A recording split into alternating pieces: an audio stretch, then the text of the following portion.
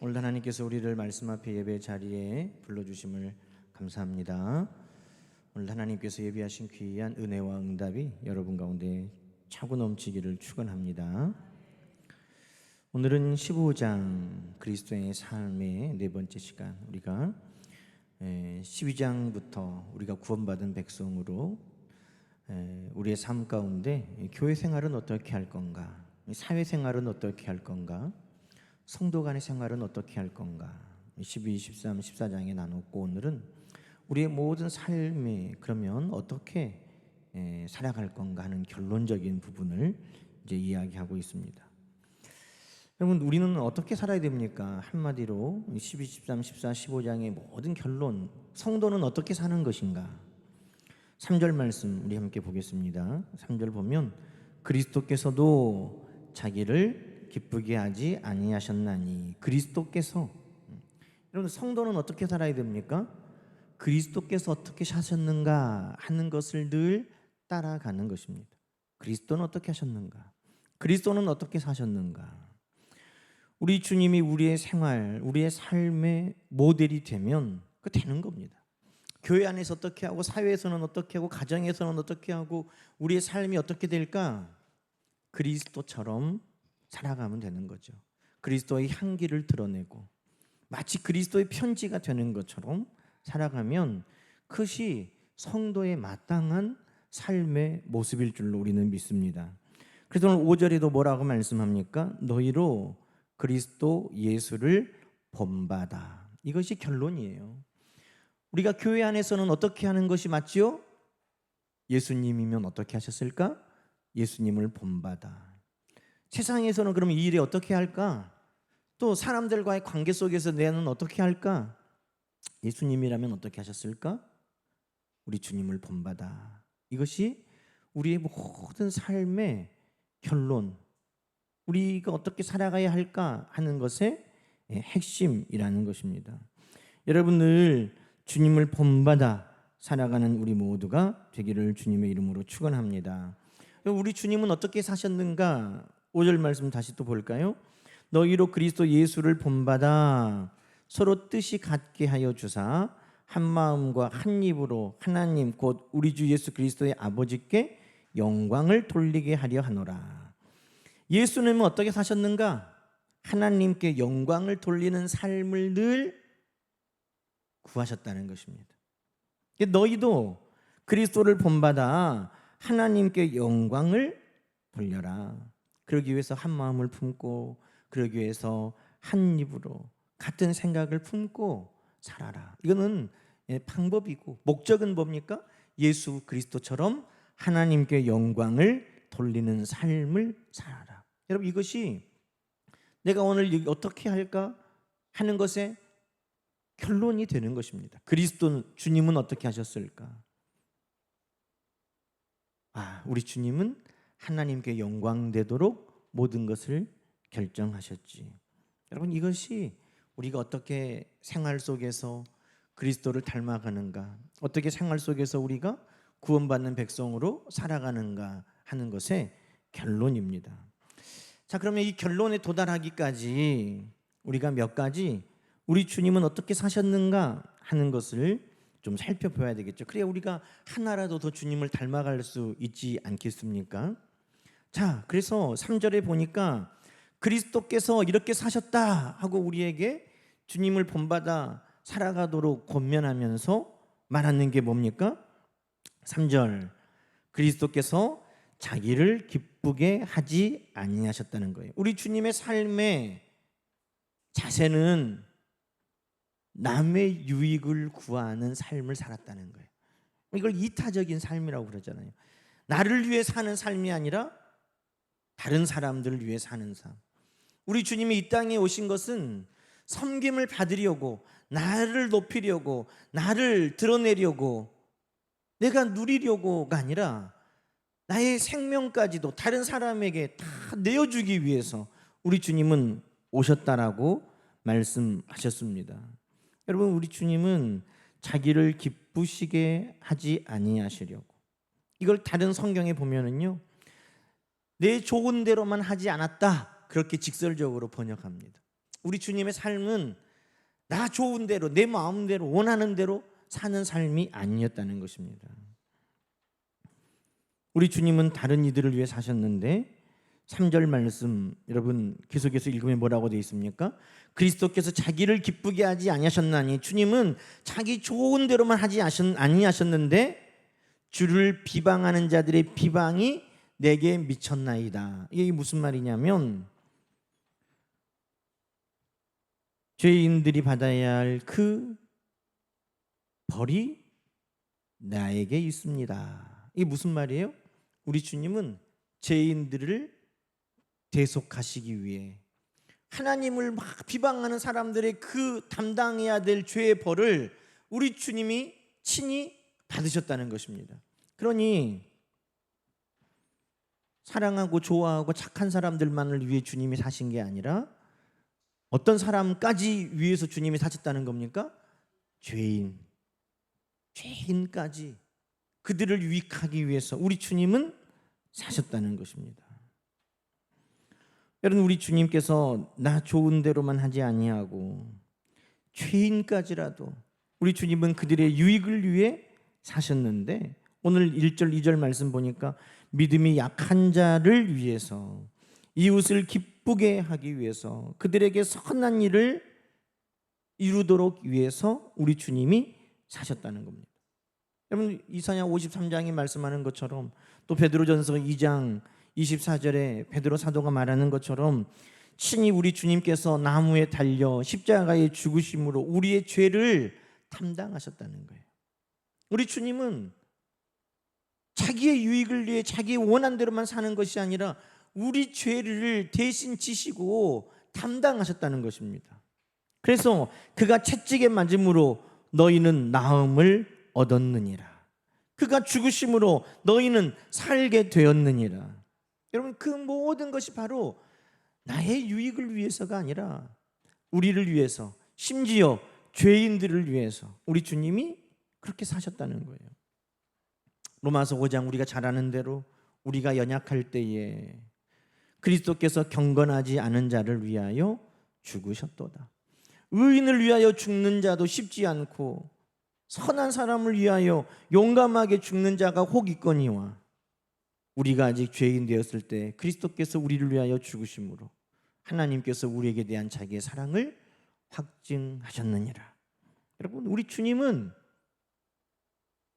죄인인 우리를 위해서도 목숨을 내어주신 주님이시라는 것입니다. 선한 사람을 위해서, 의인을 위해서 죽는 것도 쉽지 않은데 우리 주님은 죄인인 나를 위해서 이 땅에 사셨다.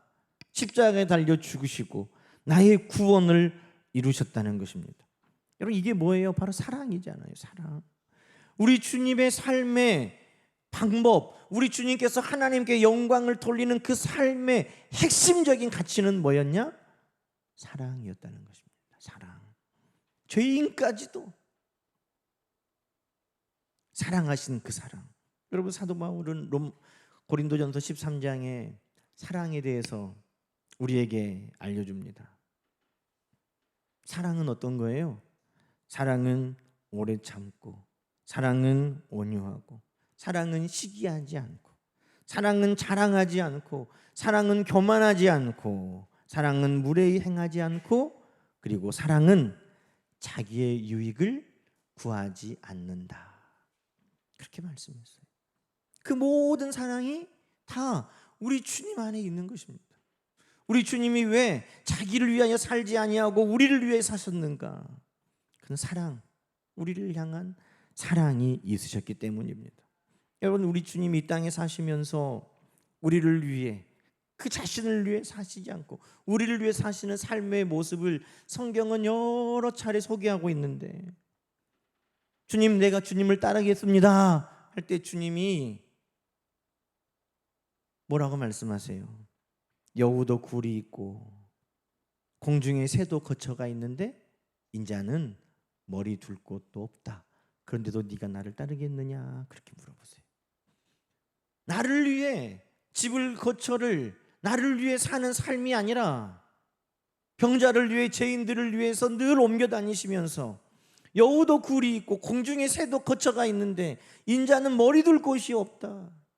한마디로 우리 주님이 자기를 위해서 사시는 삶이 아니었다는 것을 성경은 증거하고 있는 것입니다.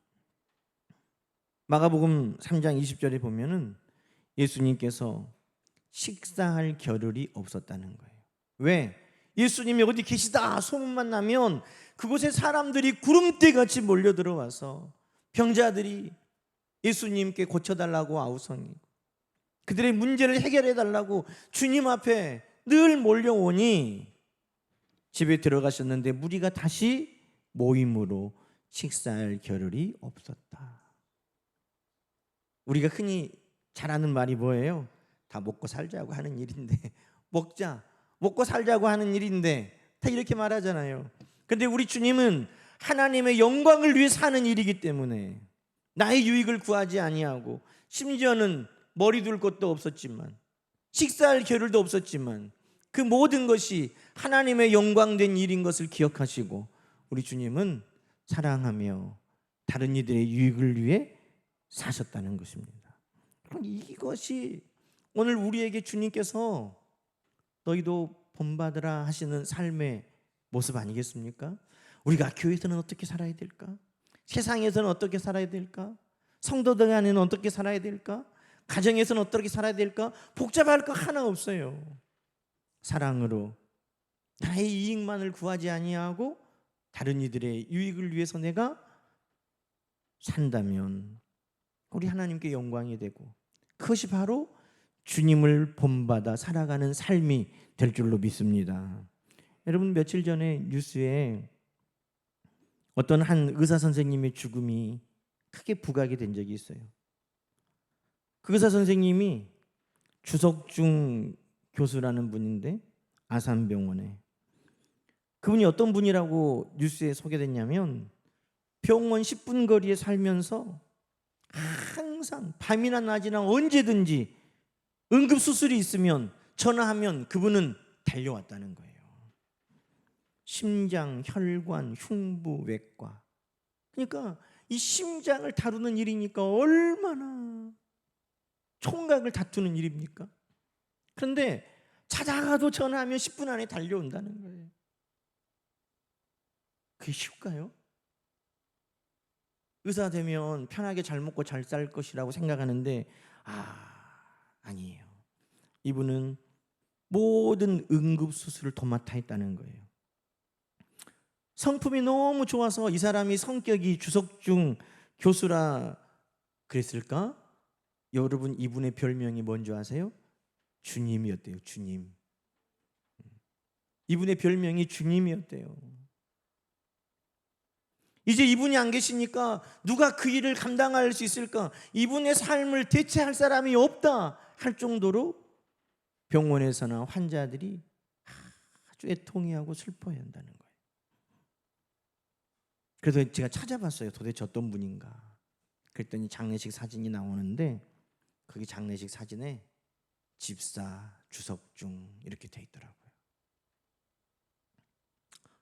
의사 되면 다 편하게 잘 먹고 잘 살려고 된다라고 우리는 생각하는데 이분의 삶을 보면 나의 유익을 구하지 아니하고 그 환자들의 생명을 살리기 위해서 10분 안에 언제든지 달려갈 수 있도록 그가 살았다는 것은 결코 쉽지 않았겠다. 나를 먼저 생각했다면 결코 할 수 없었던 삶이었겠다. 여러분, 그로 말미암아 하나님께 영광이 되는 줄로 믿습니다. 주님의 향기를 드러내는 것이었으니까. 그것이 우리 주님께서 오늘 우리가 어떻게 살아야 될까? 주님을 본받아 주님처럼 나의 유익을 구하지 아니하고 다만 하나님의 영광이 되도록 이타적인 삶을 살라고 우리에게도 권면하고 계시는 삶의 모범이 되는 것입니다. 여러분, 우리도 이렇게 살 수 있기를 소망합니다. 또 우리 주님은 어떻게 사셨는가? 여러분, 7절 말씀 보십시다.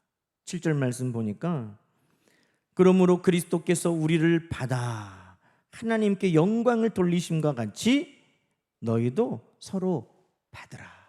우리 주님은 하나님께 영광되는 삶을 늘 목표로 삼으셨는데, 그러기 위해서 이타적으로 다른 이의 유익을 위해 사셨고, 또 하나님께 영광되기 위해서 어떻게 하셨다는 거예요? 우리 모두를 받아주셨다는 거예요. 용납했다는 거예요. 너희도 서로 받으라. 그러니까 여러분, 막 황소가 뿔을 막 이렇게 하면서 막 들이받는 것처럼, 그거 받는 거 아니에요. 성경에 나왔어. 서로 받으라고. 에라이 들이받으라. 이거 아니에요. 어떻게 받는 거예요? 품어주어라, 용납해라. 여러분, 우리 주님은 잘 우리를 품어주시는 주님이었어요. 우리 주님은 누구라도 받아줬어요. 다른 사람들이 함께 하기를 거절했던 사람들, 누구예요? 죄인, 세리, 창기. 왜 저것들하고 밥을 먹네? 우리 예수님을 욕했어요. 세리와 창기의 친구라고. 병든 사람과는 함께 하려고도 안 했어요. 병든 사람은 죄인이라고. 그런데 우리 주님은 늘 병자들을 가까이 하셨죠. 심지어는 나병 환자도 만져주셨어요. 부정하다고 하는 혈루병 여인도 우리 주님은 고쳐주셨어요. 수고하고 무거운 짐진 자들아, 다 내게로 오라. 우리 주님이 품지 않은 분은 한 명도 없어요. 심지어는 사람들이 얘는 마땅히 죽어야 한다고, 가늠하는 현장에서 잡아온 이 여자를 예수님 앞에다가 던져놓고, 이 여자는 누가 봐도 죽을 죄인 아니냐고, 모세 율법에 이런 여자는 돌로 쳐서 죽이라고 그랬는데 당신 어떻게 할 거냐고. 우리 예수님은 그 가늠하다 잡혀온 그 여인도 품어주신 거예요.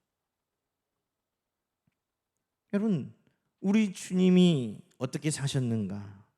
한마디로 성경은 모든 사람을 다 품으셨다는 거예요. 여러분, 성도는 어떻게 살아야 됩니까? 교회에서는 어떻게 살아야 됩니까? 사회에서는 어떻게 살아야 됩니까? 성도들 간의 관계 속에서 어떻게 살아야 됩니까? 우리 주님이 우리를 다 품으셨던 것처럼 우리도 다 품으면 그것이 하나님께 영광이 된다고 오늘 성경은 말씀하고 있는 것입니다. 여러분, 우리가 다 품을 수 있으려면 우리 주님은 어떻게 우리를 다 품으셨을까요? 여러분, 우리 주님이 우리를 다 품으실 수 있었던 것은 오래 참으셨기 때문입니다. 여러분, 오늘도 우리가 모든 사람들을 품으려면 무엇이 있어야 될까요? 그것은 오래 참는 인내가 있어야 한다는 것입니다. 예수님은 죄인들에 대해서도 오래 참으셨어요. 십자가에서 못 박는 그들을 보면서도 주님은 참으셨어요.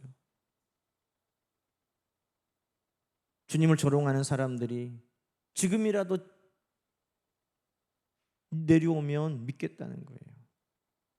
우리 주님은 천사들을 동원해서라도 그 모든 자들을 다 심판하고 십자가에서 내려오실 수 있었죠. 그러나 주님은 참으셨어요. 그들을 품으셨는데 어떻게 하십니까? 아버지, 저들의 죄를 용서해 주십시오. 저들이 모르고 하는 일입니다. 우리 주님은 거기서도 참으시는 거예요. 죄인들에 대해서도 오래 참으셨어요. 제자들에 대해서도 오래 참으셨어요. 제자들에게 늘 말씀하셔도 믿음이 자라지 않아요. 제자들과 함께 할 날이 얼마 남지 않았는데도 제자들의 믿음이 자라지 않아요. 주님은 늘 참으시면서 또 말씀하시고 또 일러주시고, 우리 주님의 오래 참으심은 오늘 우리에게도 한결같은 것입니다. 여러분, 예수님께서 오래 참으셨다, 사도 바울은 그것을 철저하게 깨닫고 있는 거예요. 오늘 이 로마서를 사도 바울이 기록하고 있는데 주님이 모든 사람을 품는 그 기에는 오래 참으심이 있었다는 거예요. 오래 참으심. 여러분, 디모데전서 1장 한번 가봅시다. 디모데전서 1장. 자, 성경 뒤로 넘겨보세요. 디모데전서 1장 12절에서 17절.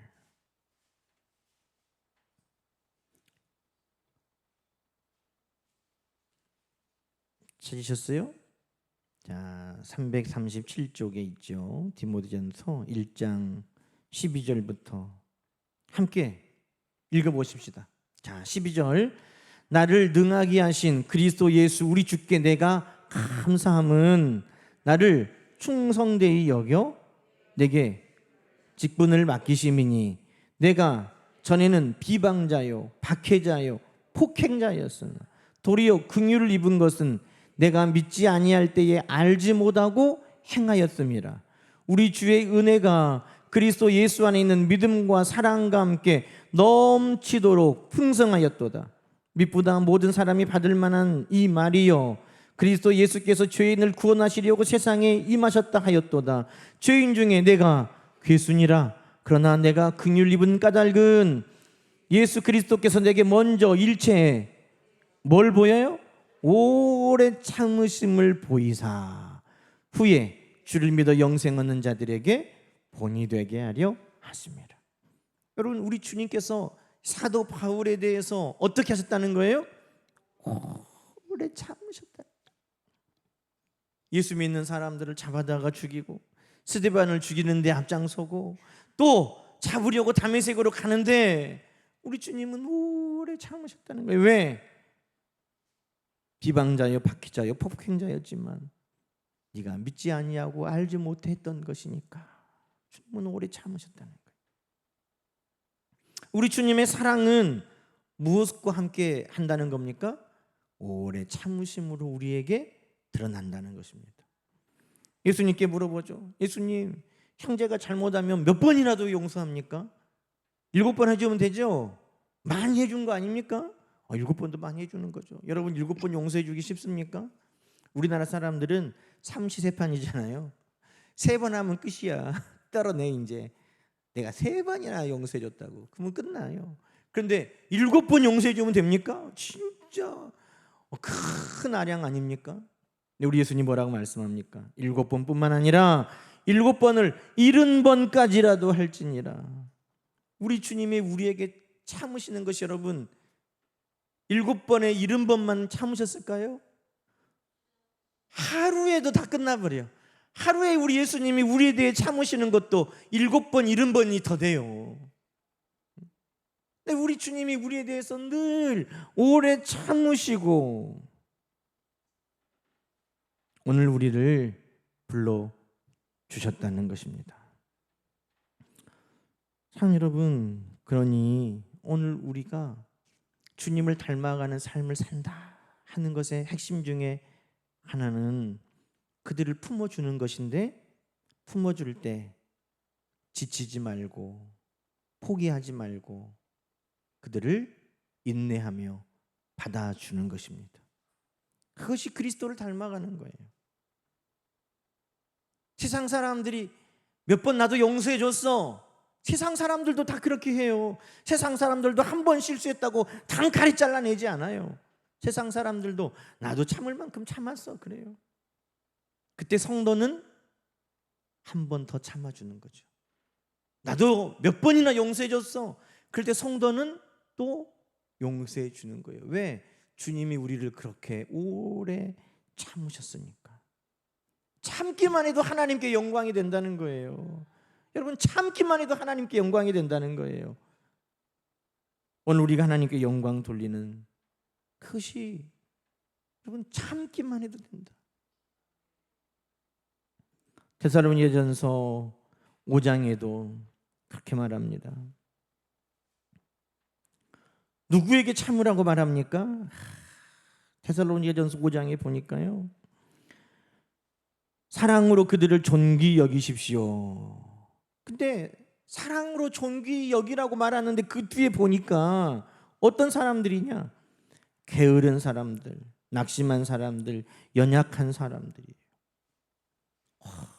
믿음 안에서 게으른 사람들, 믿음이 연약하여 늘 낙심한 사람들, 믿음에서 흔들리는 사람들, 우리가 그런 사람들 보면 뭐라고 그래요? 막 화가 나. 믿음이 그게 뭐냐고, 도대체 어떻게 믿기에 그러냐고. 그런데 그런 사람들에 대해서 바울이 뭐라고 말합니까? 그들을 사랑하고 존귀 여기라는 거예요. 13장에 그들을 사랑하고 존귀 여기십시오. 5장 13절에 그리고 14절에 보니까 게으른 사람들, 낙심한 사람들, 연약한 사람들 그들에 대해서 오래 참고 15절에 보니까 악을 악으로 갚지 말고 모든 사람들에 대해서 항상 선으로 인내하며 선으로 갚으라고 이야기하고 있습니다. 그럼 이것이 바로 주님을 닮아가는 거예요. 주님은 어떻게 하셨지? 우리가 그것을 생각할 때 다른 사람을 위해서 죄인들까지라도 위해서 사랑하며 사셨지, 이타적인 삶을 사셨지, 모든 사람을 품어주셨지, 참고 인내함으로 받아주셨지. 이것을 우리는 잊지 않아야 된다는 것입니다. 나를 그렇게 우리 주님은 받으셨다는 것입니다. 나를 우리 주님이 그렇게 받으셨기 때문에 7절 다시 볼까요? 그러므로 그리스도께서 우리를 받아 하나님께 영광을 돌리심 같이 너희도 서로 받으라, 용납하라. 여러분, 또 우리가 용납하려면 뭐가 있어야 되냐면 소망이 있어야 돼요. 소망이 없으면 오래 참을 수 없어요. 소망이 없으면 인내할 수 없어요.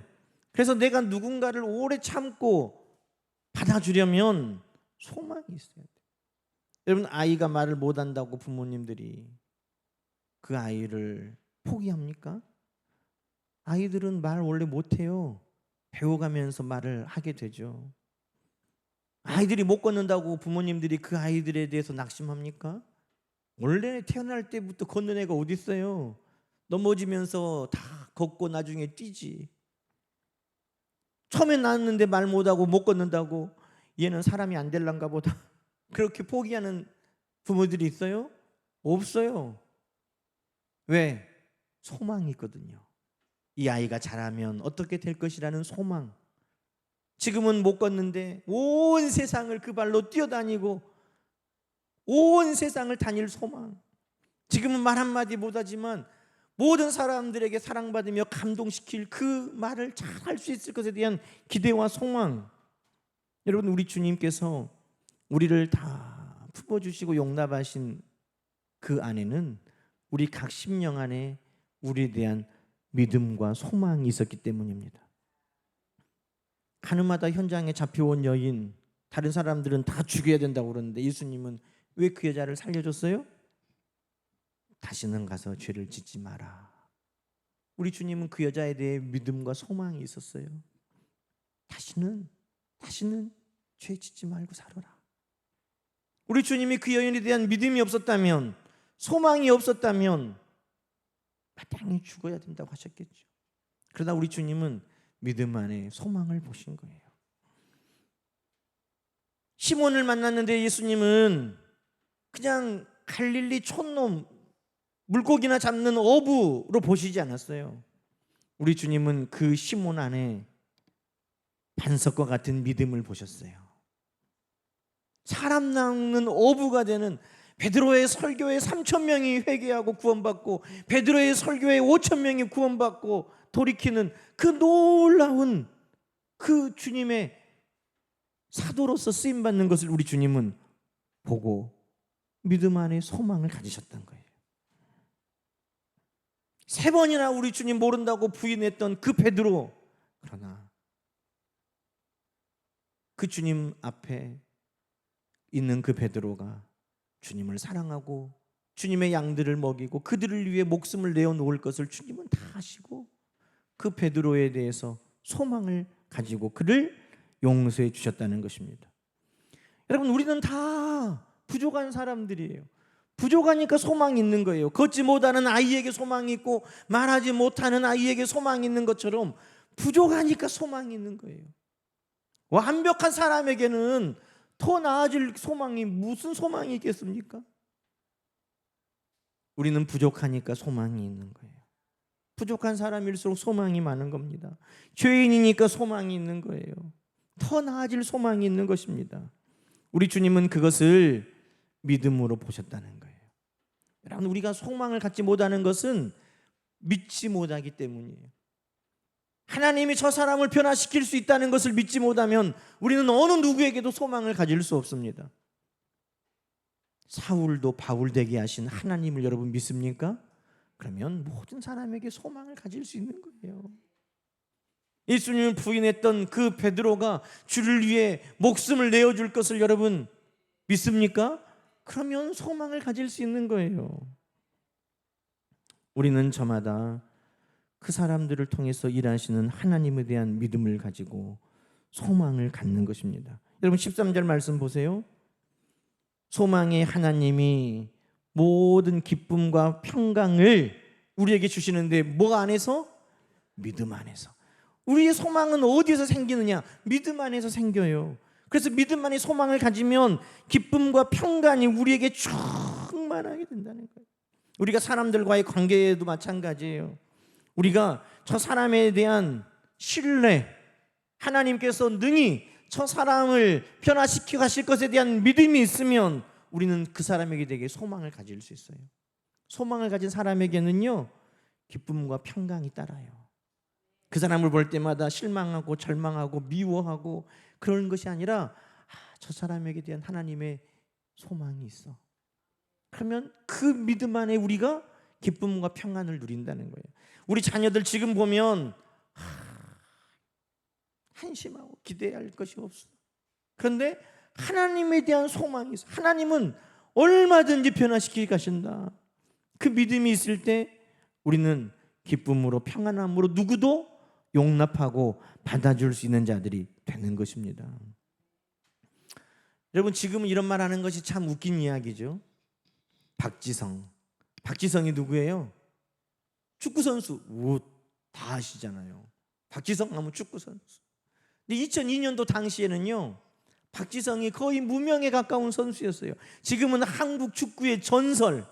그런데 2002년도에는 무명의 선수에 가까워요. 박지성을 히딩크 감독이 뽑으니까 왜 이런 사람을 뽑았느냐고 난리가 났어요. 이동국도 떨어지고 그런 판에 아니 박지성이 같은 애를 뽑아? 뛰어난 실력도 없고 업적도 없는 애를 왜 뽑았냐고. 그런데 히딩크 감독이 박지성을 철저하게 신뢰, 경기 때마다 뛰게 만들어요. 아프고 또 부상당할 때 외에는 모든 경기에 박지성을 다 뛰게 만든 거예요. 왜 그랬을까요? 뇌물 받았어요? 왜 그랬어요? 믿었기 때문에, 신뢰했기 때문에. 다른 사람들은 다 아니야, 걔는 안 돼 그러는데 히딩크 감독은 박지성 안에 있는 무한한 가능성, 소망을 가지고 그를 신뢰했다는 거예요. 이런 박지성이 포르투갈하고 경기할 때 골을 넣었어요. 자, 근데 박지성이 골 넣고 어떻게 한 줄 아세요? 어떻게 했어요? 사진 보여줘 보세요. 박지성이 골을 딱 넣고 선수들이 막 달려오는데 다 비껴라고. 누구한테 뛰어가요? 히딩크 감독한테 다 안기는 거예요. 왜? 나를 믿어줬기 때문에. 나를 믿어줬다는 거예요. 다른 사람은 다 나를 안 믿어주는데, 그래서 쳐내라고, 이 사람 잘라라고, 바꾸라고 난리가 나는데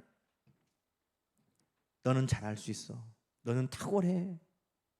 히딩크 감독이 그를 신뢰하고 믿어줬던 그 믿음이 얼마나 감사한지, 골을 넣고 제일 먼저 뛰어가서 아이처럼 거기에 탁 안기는 저 모습이 여러분 얼마나 감동적입니까? 여러분 우리가 사람을 받아주는 때 품어주는 건 우리 주님의 마음이에요. 우리 주님은 모든 사람을 다 품어줘라, 오래 참아줘라, 또 한 번 기회를 주고. 3번이나 부인했는데 어떻게 기회를 줘요? 그런데 그 베드로를 불러다가 베드로야, 나는 너를 사랑하는 거 알지? 너 나 사랑하지? 그러면서 베드로에게 다시 사명을 주는 거예요. 다른 사람들은 다 얘는 안 된다고 할 때 우리 주님은 신뢰하고 소망을 가지고 그를 품어주시는 거예요. 여러분 사도 바울이 바울 됐을 때 모든 사람들이 다 얘는 안 된다고 그랬어요.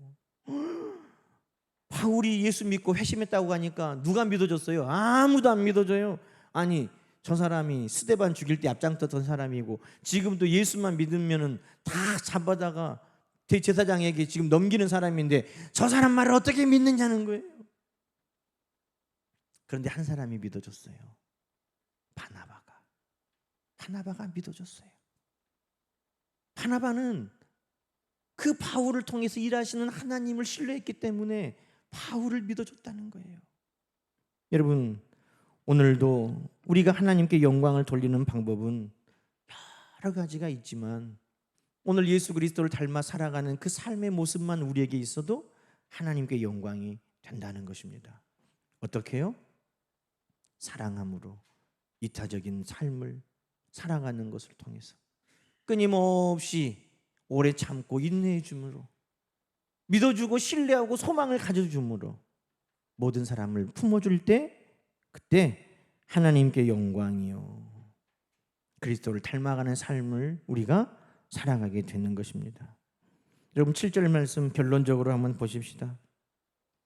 그러므로 그리스도께서 하나님의 영광을 드러내시려고 여러분을 받아들인 것과 같이 여러분도 서로 받아들이십시오.